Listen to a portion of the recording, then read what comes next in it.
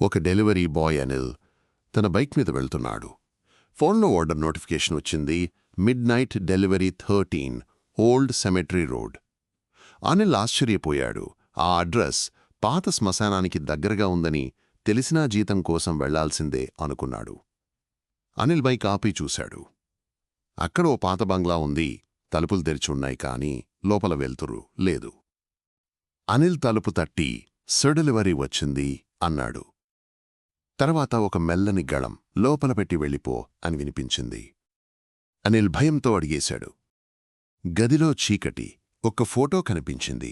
ఒక కుటుంబం ఫోటో. అందరూ చనిపోయినట్టు పూలమాలతో ఉన్నారు.